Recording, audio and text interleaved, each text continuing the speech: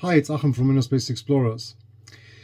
Recently I posted this video about gas planning by the book versus solo expedition, and after that again I got a lot of questions on the RMV. So how much is normal to use, what is too much, I need too much gas, what can I do, how to breathe properly, etc, etc, etc. So today we're going to talk about all of these questions. But before we start, please hit the like button and subscribe to my channel. Let's start with the topic. So generally speaking, and from all the planning that you've seen probably also on this channel here, what we always use is 20 liters per minute. So that means the person would use 20 liters of air per minute just sitting on the surface, breathing normally. So obviously then if you are 10 meters, you double the pressure, so it would be 40 liters per minute. You're in 40 meters of water times 5, it's 100 liters per minute. So, but this is like all of these rough numbers guesswork, and it's very, very conservative guesswork. So most divers do not use 20 liters per minute. That's a very high number. But that's good because it gives you a lot of safety margin, and it gives you a very conservative planning when you use these 20 liters per minute to plan the gas for your dive, like I showed it in this video a couple of days ago. So obviously you can always adjust this number. So when you've seen this video, which I link here on that button, of course when you say, okay, I'm in decompression and I don't even use 15 liters, you can use 15 liters, whatever. You need to figure out what your number is. The critical part now, and the question that I get a lot is, I use more than 20 liters, or I think I use too much gas, or I've seen your gas planning that would never work for me. So what is wrong with me? I'm breathing too much, I use too much air, what can I do? Don't do anything.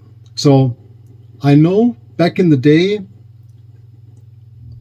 there were instructors and agencies and divers that recommended to work on your air consumption, on your gas consumption. And there were all kind of interesting ideas. So I can remember a guy that I used to dive with when I was a teenager, and an older guy, and he always said, yeah, you need to breathe in, count to 10, breathe out, count to 10, breathe in. That's horrible.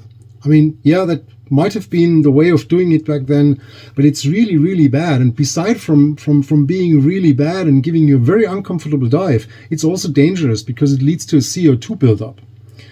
And you need the gas you need. So the rule is you breathe normally, calm and comfortably.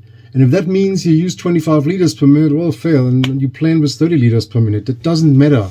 I have a friend who's like 2 meters something, and really big guy, not fat or anything like that, just a massive person.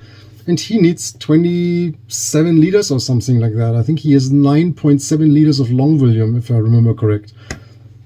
Yeah, he uses that gas. So he bought a rebreather. End of story. Because it was like that. I can remember we did a wreck dive in Italy, close to Portofino, the KT, which is like 60 meters. And so we were all diving double 12 on the bottom stage. And I think it was a 2-minute dive. So when he hit the wreck, the bottom stage was empty. He went on his doubles and we started our ascent.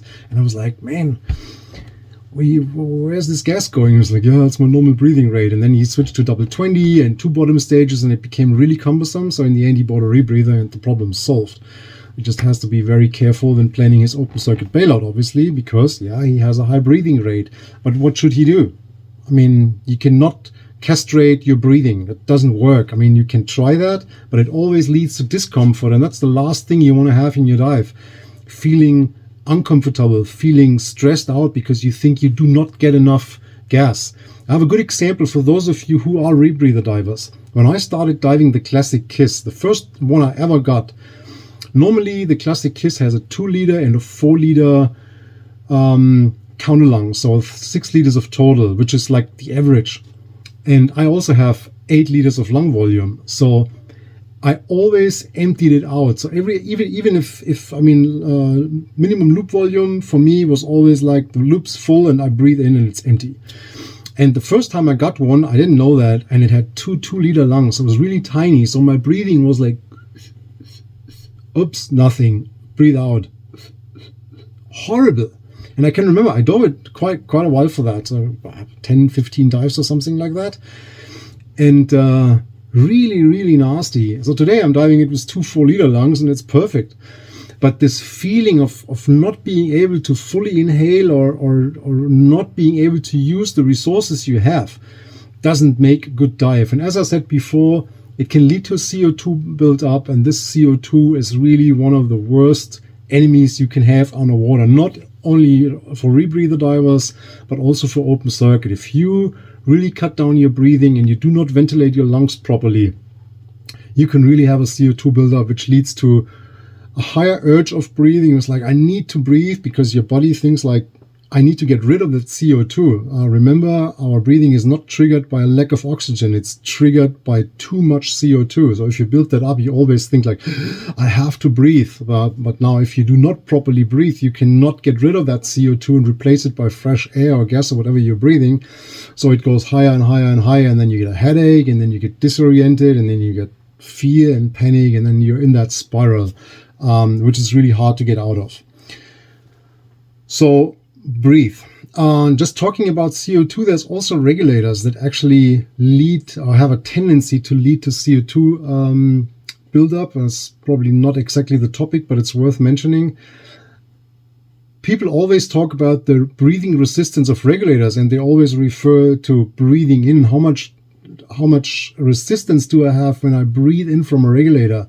Well, today's regulators all pretty awesome, but there is regulators out there that actually have a relatively high resistance when you're breathing out. And I'm talking about specific regulators that have the exhalation diaphragm at the same height as the inhalation. So remember, normally your regulator, you have your inhalation on the second stage, and a little bit lower you have that small diaphragm where you exhale. There is regulators that have that on the same height. Doesn't matter which one, I guess you know anyway. And they can actually lead to CO2 buildup. I've seen that a couple of times, deep air dives back in the day, that actually can be pretty nasty because they have a relatively high resistance when you want to get rid of the gas, which can also be an issue. All right. So if you expect the trick to lower your breathing or your air consumption, there is none. I mean, obviously, if you're unfit, if you're overweighted, if you don't feel good, you're sick, yeah, your breathing might be out of range, but then you shouldn't be in the water in the first place. So stick to the rules. If you're sick, don't dive. If you're overweighted, if you're unfit, don't do demanding dives. Yeah, work on your fitness, get well, do something to prepare yourself for the dive. But do not try to cut down your breathing while you're underwater. You need what you need. Plan accordingly, bring enough gas, plan for proper reserve like I demonstrated in this video, and then everything's good. So I hope that clarified the question. If you have questions or comments, please put them in the comment section. Other than that, I hope you like that. If so, please hit the like button and subscribe to my channel. And I'll see you in the next video, episode number 3 of the Wreck Project. Bye-bye.